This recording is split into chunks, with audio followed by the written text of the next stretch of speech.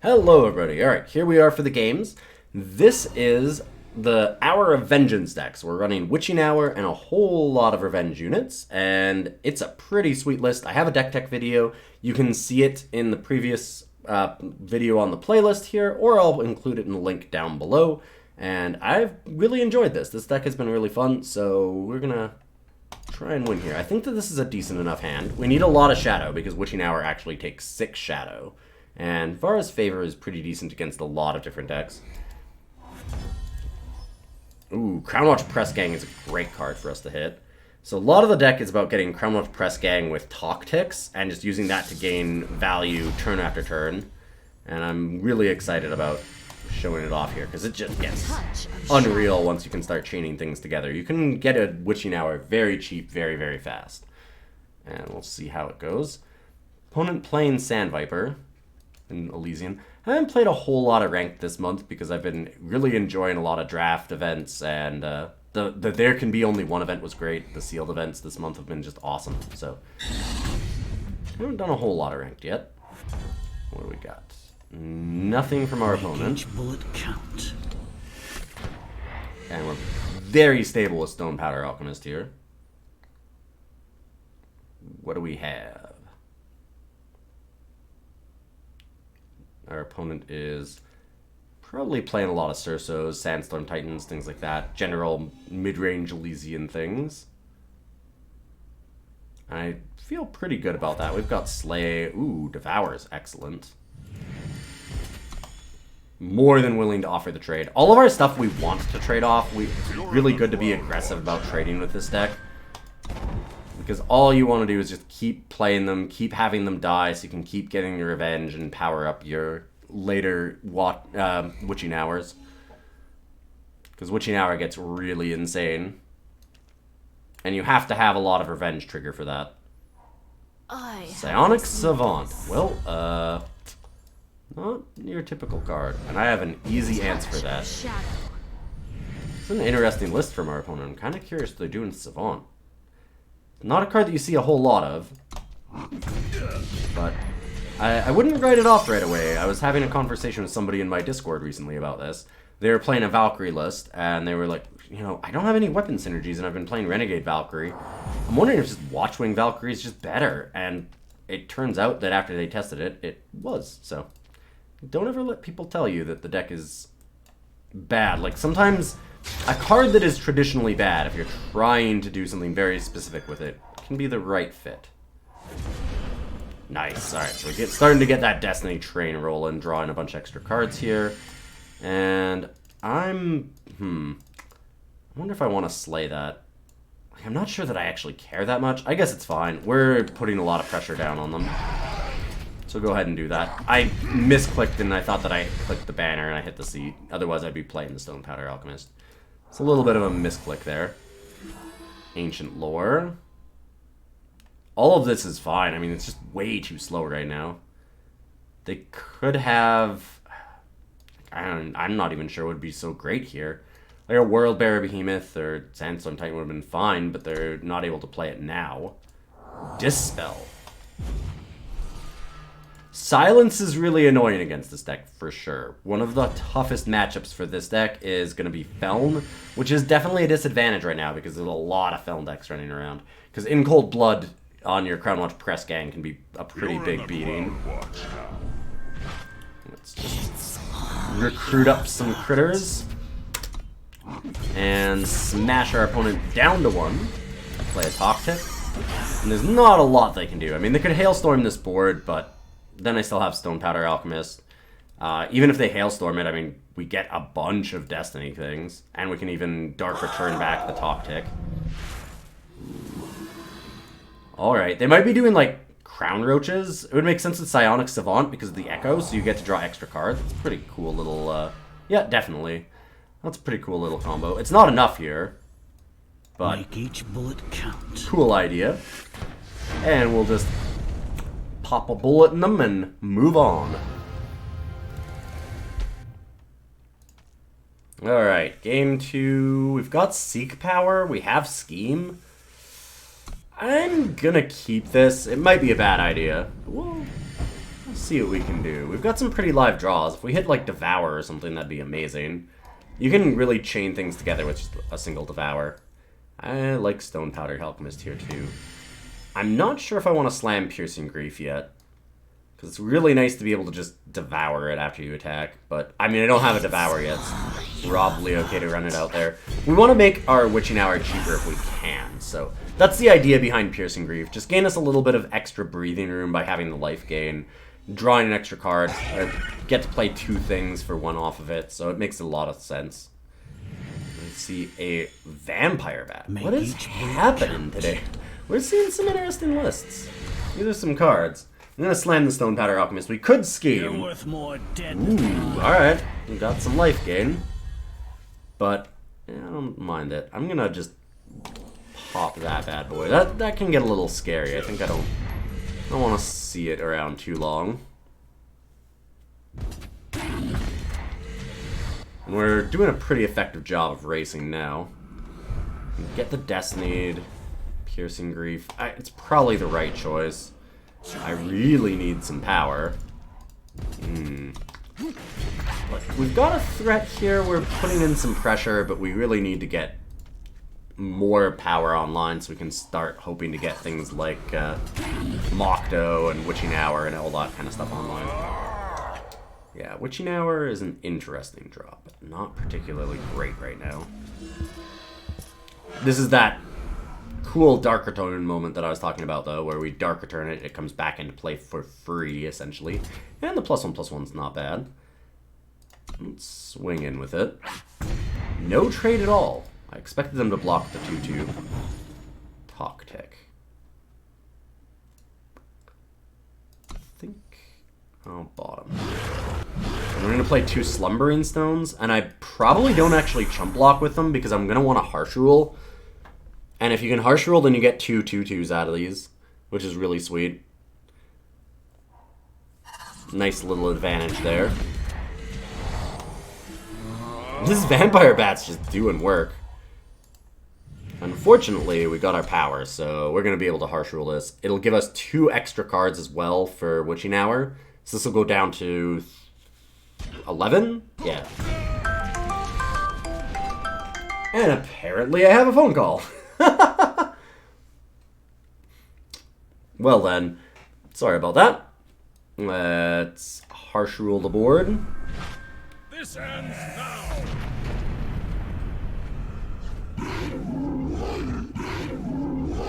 And Witching Hour is getting real cheap real fast now because we can Dark Return back the Piercing Grief again, get another 2 cards played, draw an extra card. We can just really start chaining this together. And opponent's stuck on power, so we're in great shape. Bobble, bobble. Harsh Rule's okay. We really need like a Crownwatch. Scheme's not bad. And Destiny, another card. Yeah, this is getting some sweet value now. Oh, and there's the Press Gang. Alright. Yeah, the Witching Hour. Like I said, it's surprising because you start out this turn, you're like, wow, 11? We're only at 5? This is going to take forever to play Witching Hour. We need a lot of Shadow, actually, is our problem right now. That's generally what happens, is that you end up needing more Shadow than the power itself. Like, it's so cheap right now. You're in the Alright. A Tock tick. Smash in for 4. We're leaving them at 3. They can use the baubles, but unless they have a really good board wipe, I'm pretty sure we've got it. Yeah. Triple bauble just doesn't do enough, and we smash in before we can even play Witching Hour. And just take the game.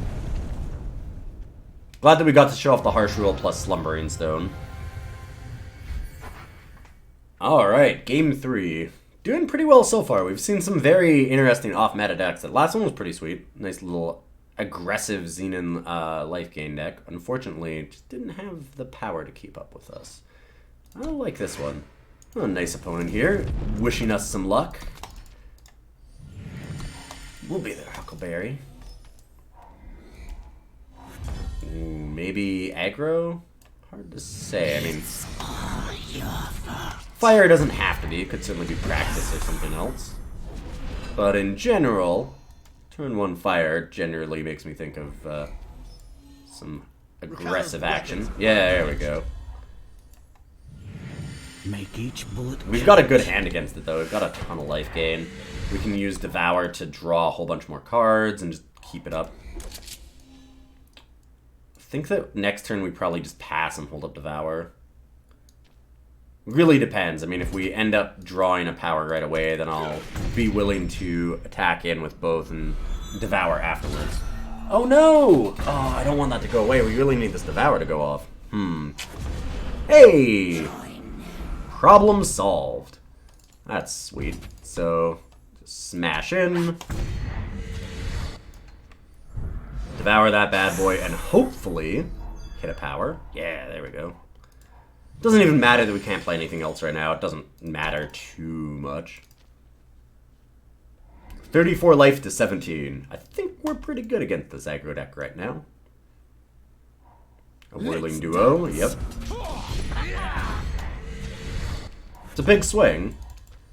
I could slay it and then Dark Return the Piercing Grief. That might be our best option.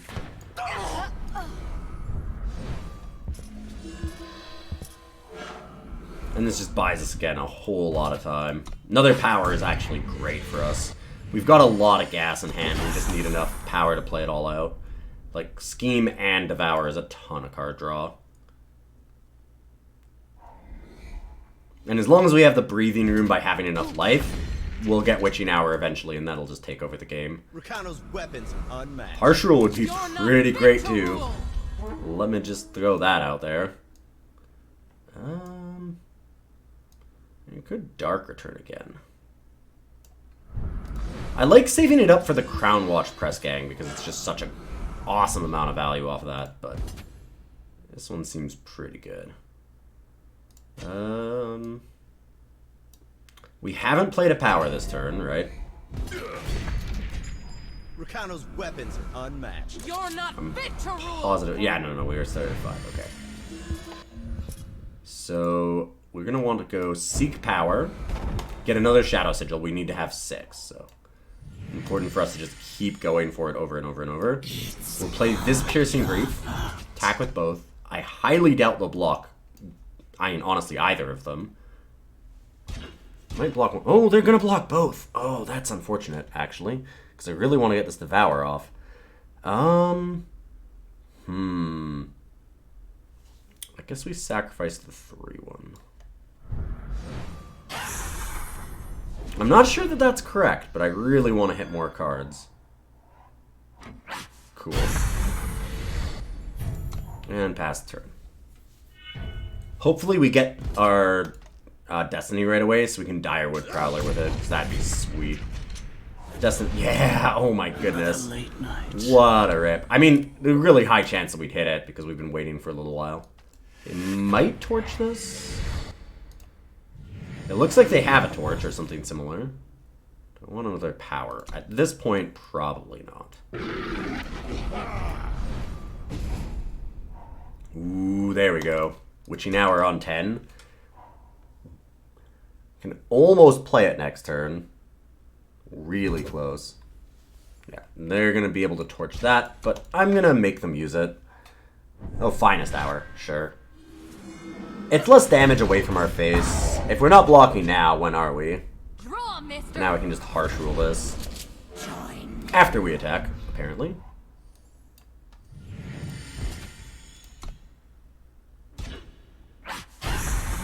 Or not? Maybe I don't. If they're gonna do that, might be just fine to Vara's favor that. Play the Alchemist, and then play Scheme. Like, now we for sure have Witching Hour this turn. That all worked out very nicely for us. I'm amazed that they blocked. I mean, I guess they're at pretty low life total, but with 12, they've got a little bit to play with still. Can we go Press Gang Tock Tick? We can't do anything like that. We're not quite at that power level. We can go Witching Hour, though. Just as an aside.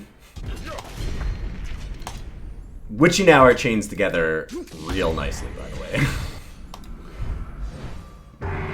Gong. Justice Harsh Rule? That would be unfortunate, but I don't think it's going to be a problem. Boom. And, you know, 20 damage, something like that. A lot more damage than 20. 3-0 so far, doing really nicely here. Ooh, I almost want to keep this. If this was an undepleted power source, so we could seek power right away, I might do it, but it's probably better to just get a different hand.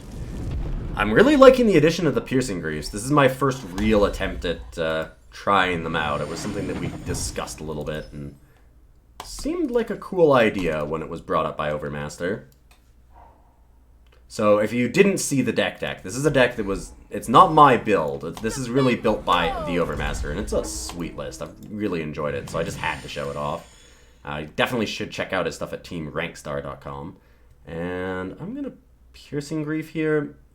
Crownwatch is annoying, because you could pop it, but it doesn't actually solve anything. And they might have something like Champion, like we saw last time, where we can just pick that off instead.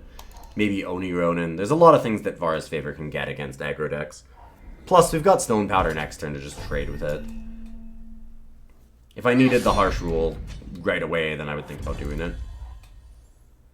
More power. Make each bullet count. So this is a Torch. Maybe a Finest Hour. Certainly possible that it's Finest Hour, not Torch, but yeah. I was gonna say, most of the time, my suspicion is Torch there. Alright, at this point, we're definitely popping the Aegis on it. They haven't played anything else. They're probably going to start flooding the board with some things. Kyojin Grand Shugo. Alright. Well, that is definitely a card. Warcry 2, right? Yeah. And it'll give them a 1-1. We're going to play Slumbering Stone, and we're going to be super suspicious about it by not blocking. Let's see if they clue in. Because I'm not blocking the Kyojin. We just want to Harsh Rule the whole board away anyways. And if we didn't have Harsh Rule, I mean, I'd have to slam block there. Morningstar. Yeah, alright. It's a lot of damage. I wish they'd played another creature instead, like a couple creatures, but this is okay. It's unfortunate because they haven't really shown anything with the Warcry triggers on it. They had the Morningstar, but that's only one. They've got a lot more Warcry triggers than that, so something's going to be really big. We need to get some non-power cards right now. Shields. Roland's Favor. We're hitting some interesting decks today. Hello, Piercing Grief. Oh, and Devour too. Okay, now we're looking good. Devour should get us enough gas instead of just more power that we're in good shape. And we're at 22-15. I shouldn't curse myself. 22 versus 24 even now. 15 against an aggro deck feels pretty good. Got some creatures on board. We should be able to buy ourselves some time. We get to scout. Burn it all. Hoping this is enough time. I'm gonna just wait for now. We'll chump block soon. Oof, more power. Definitely not. Touch of shadow. You know, we're actually winning the race. I know they have charge on top, but I don't mind just attacking here. With the lifesteal, we are winning this race pretty handily. We've essentially got a 6 lifesteal, life swing every turn, and they've got a 5. Plus, we just use the Vara's Favor, which is a 2-point steal as well. So this race is pretty handily in our favor until they play something else. Ricano's weapons unmatched. Hey, there's something else. That's a big one. It had charge and they didn't play it. Alright, well, Slay, not the #1 card that I wanted to see, but certainly not bad. Witching Hour is, I think, the #1 thing that I need to see still. Harsh rule wouldn't be terrible, though. Oh. Sorry, we're getting a little bit of... We've got all kinds of little things happening today. That was Kitty rubbing up against the microphone, so Kitty is in here trying to say hi to everybody. Woof. Jack is actually a big problem. Now we just need a chump block. We need a Harsh Rule or Witching Hour real desperately. Witching Hour does clean up Jack because we get the killer unit. So even with quick draw, it doesn't really matter.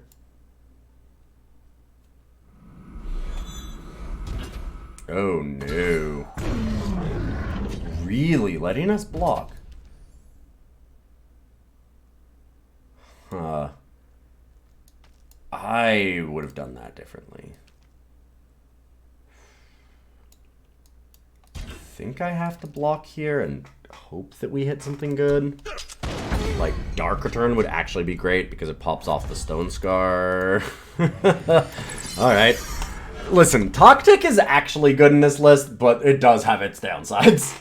Definitely has its downsides. When you're flooding out like this badly and then you hate a Tock, yeah, obviously it's not the best. Well, looks like we lose this one. Flooded out real hard. We have twice as much power as our opponent. Not gonna win a lot of games like that.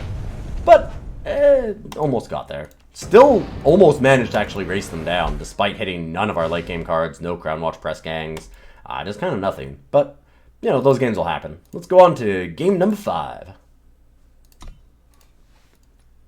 Okay. Well, I like this hand a lot. We've got a Tock into a Devour, and that's just kind of what we need. We saw the problem last time where we just didn't get any Devours, didn't get any early game, and we just kind of flooded out. So having gas here to draw, we should be able to hit enough power to be able to keep going off. Like, we just need one, we can play some Stonepowder Alchemist, and that'll buy us a lot of time. If we have time, we can go through most decks. I would attack here, but they're just going to block. I actually just want to Devour this. Maybe should have waited. See what happens. We can Devour into the Tock though, so I don't mind just doing it right now. Because we could have blocked, saved ourselves a point of life here. A bit of a mistake on my part. Just playing a little fast and loose, trying to go quick. Alright. A little tight on power, but we're not under a lot of pressure here.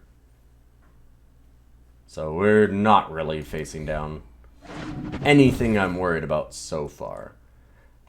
Thing that scares me is some silence effects here. If they have something like a Valkyrie Enforcer. But hopefully they play it now. Another Devour? I mean, Devour's good. Make each bullet count.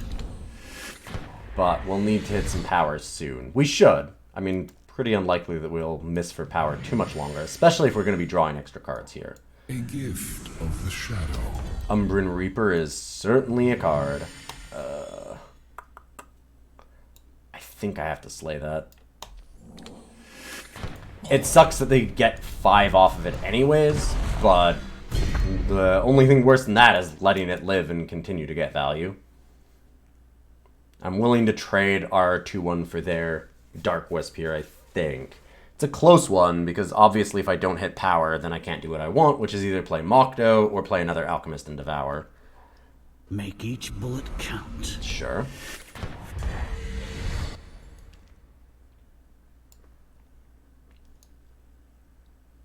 Okay.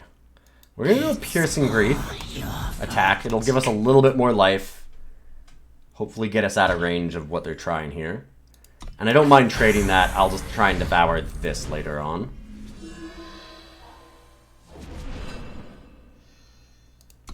Because we can chump block and Devour. There's an argument to playing it right now just so that we have power in play, possibly. Like, we might have hit a power there and been able to play it, but I think we're okay. Make each bullet count. Another Alchemist. And no attacks.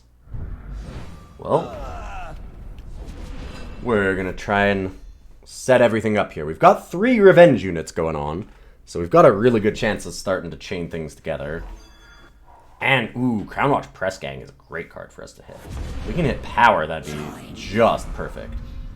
Alright, cool. So we still get to play something this turn.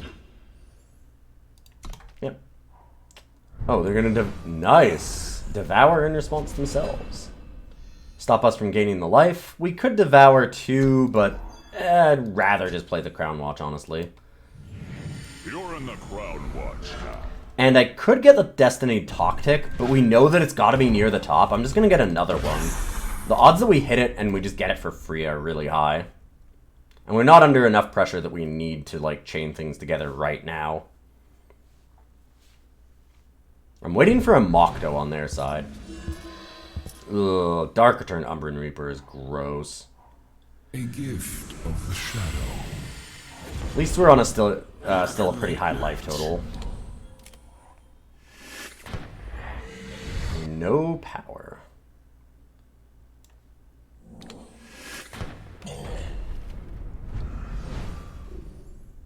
Yep.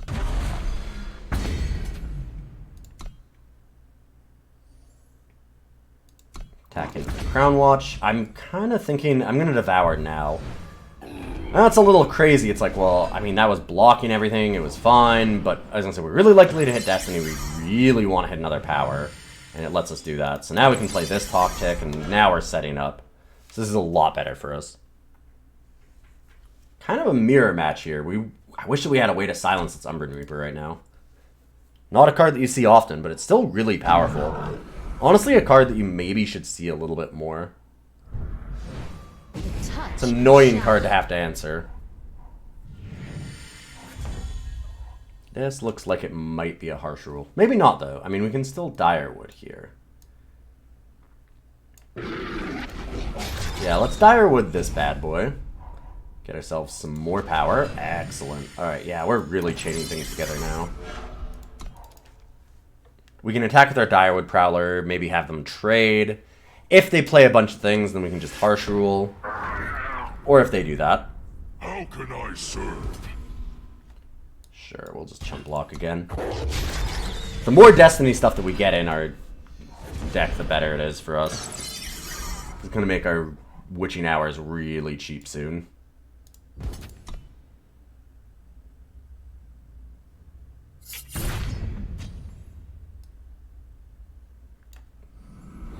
Yeah, I'm just gonna harsh rule that. It's not the best harsh rule, but we have another harsh rule waiting in the wings too. We've got a decent amount of pressure. I think that that's a good time for us to do it. And then let's get Stonepowder. Another late night. That's a lot of Makto. One more power and we can scheme Makto, which is what I'd like to do. No Witching Hours yet, but we can't actually play one because we don't have enough Shadow. And yeah, we'll get a Makto down. We haven't seen any silence from them. I'd imagine they'd have used it on some of our other creatures if they had it. And I think the odds of them playing in Cold Blood have got to be pretty low.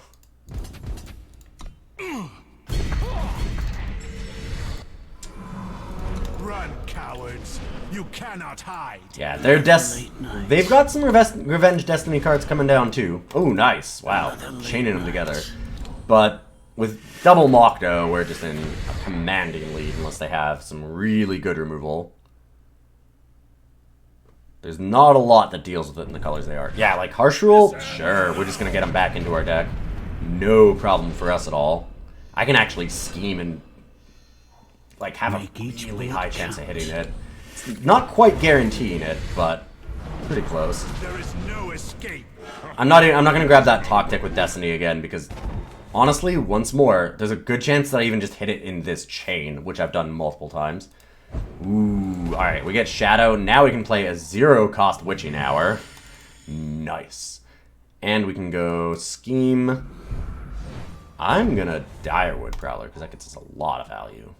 And then we're gonna go Make each bullet Stonepowder, Tock tick, Witching Hour. They could have Harsh Rule, but they used one already. And we've got a bunch of Maktos. Like, everything's coming back anyways. We're fine. Nice. Immediate destiny. That is some good value. And the Devour is sick. Alright, there's a really good chance they hit the Harsh Rule here. This was a great top deck for them. Their own Makto. Yeah, this is almost a mirror match. Not quite, but close. Slay that. Sure. So we're gonna Crest. Ooh, I like keeping Makto. Smash at the team. They'll trade off with like the 4/4 flyer. But that's fine. Like, we can give up a little bit of value here to Direwood Prowler and keep chaining things together. We don't mind throwing away our units at this point. We just want to kill them fast before they get more Maktos and start actually coming back into Value Town with us again.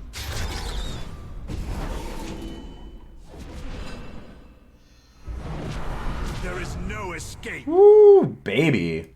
Yeah, let's Witching Hour. We can actually fight the Makto so they don't have it anymore. That seems like a decent trade for us, honestly. And we have more than lethal, so they have to have a Harsh Rule. Oh, Madness Devour? Do they have it? It's not good enough unless they Destiny, but that's pretty annoying. When I threaten you. Oh, sick! Nice! They Dezo it. Wow, that's sick. Okay, well, still pretty good. I might even just be dead and on board still. Gotta imagine they are, yeah. 2 more Maktos was probably good enough to seal it up anyways. That was a cool little list though. Kind of similar. Pretty similar to our list, but don't have that sweet, sweet Witching Hour value. So yeah, this deck is really cool. For the people that didn't watch the deck video, which I have before this in the playlist, or I'll put it in the link down below. I should probably have done that a while back, but I'll include the link to the deck below now. And I talked about it a bit. This is a list from the Overmaster from Team Rankstar, and he had talked about switching out some cards, so I ran the cards that he had talked about switching. I actually was really happy with them. The original list that I was given doesn't have Piercing Griefs, and it had, instead of that, another 2 Slumbering Stones and Watchwing Conscript. So that's a reasonable switch here for sure. Watchwing Conscript is an absolute house of a finisher. I wasn't really feeling like this deck needed more finishers, so I did try and run the Piercing Griefs instead. This is the card that Overmaster was kind of talking about switching around. I also ran it for a while with Devastating Setback instead of Watchwing Conscript, which did make the game against aggro a little bit better. So I did like that a fair bit, but honestly, I don't know that it's necessary. We've got pretty good game against aggro anyways. Tock is actually really annoying for aggro decks to push through. You can either chump block for a really long time, or trade with like Oni Ronins and Crownwatch Paladins, things like that. Slumbering Stone obviously is a decent roadblock for them as well. And the Piercing Grief that we switched in for was great. I mean, it gave us a lot of padding on life against all the aggro decks anyways, and it just gave us extra fuel for Witching Hour and to just dig through our deck. So I kind of like the Piercing Grief. It might just be better. We're worried about having too few 1-drop creatures to search up with Crownwatch Press Gang, so I did still keep in Slumbering Stone and just lowered the value of them and cut the Devastating Setbacks instead, because I figured it would Piercing Grief would shore that up instead, and I think that it did. I'd have to test it out a lot more to 100% say that, but I feel like Piercing Grief did a pretty decent job of doing what we wanted, which was just give us enough life total padding to get into the later game and be able to go over the top of the aggro decks, so we wouldn't have to worry about having like a board sweeper. But yeah, I like this list a lot. It's super, super fun. Never thought that I'd be playing Witching Hour in Ranked again and say that it was, you know, a legit competitive deck. I think that this deck really does make it there. If you're seeing a lot of Felm, it might be a little bit tough because In Cold Blood just wrecks you. Getting a Crownwatch Press Gang or getting Makto is pretty backbreaking. Even Stonepowder Alchemist is pretty bad for you. So it's certainly a tougher matchup against Felm. It's really hard to beat them a lot of the time. But beats most everything else pretty well. So I like the deck right now, and it's, like I said, an absolute blast to play. When you can slam Witching Hour into Witching Hour into Witching Hour, feels pretty good. Well, anyways, that wraps it up for this deck tech video this week. I really appreciate everybody stopping by and watching. It was very, very nice to have all of you around this week. And I've really appreciated the outpouring of support recently. It's been awesome. Something that I can use your help with, though, is that we are having the Pickle Challenge, which is our annual charity event. Well, I guess semi-annual, because we run it about twice a year. The big one, though, is coming right up. It's this week. So if you're watching this video, it's already happening. I'm running Wednesday till Sunday. We're doing a big charity drive for Doctors Without Borders. You can check it out on twitch.tv/Ilyon, ILYON_. And we're going to be trying to hit a bunch of money for Doctors Without Borders. Last year, we raised almost $20,000 in the 5 days that we ran the event. Not expecting that much this year, but we have a ton of cool stuff. We've got some custom playmats sponsored by inkgaming.com, my amazing sponsor. They've got a link down below. There's some really cool stuff that they have. And I'm hoping to have a blast with a bunch of Magic content, a bunch of Eternal content, and some other surprises too. So we've got some really interesting things I hope coming your way, and I'd really appreciate the shout out for that, checking it out, giving a couple bucks here or there if you can, because Doctors Without Borders is an amazing charity and they could really use your money. So I'll see you then, and have a good week.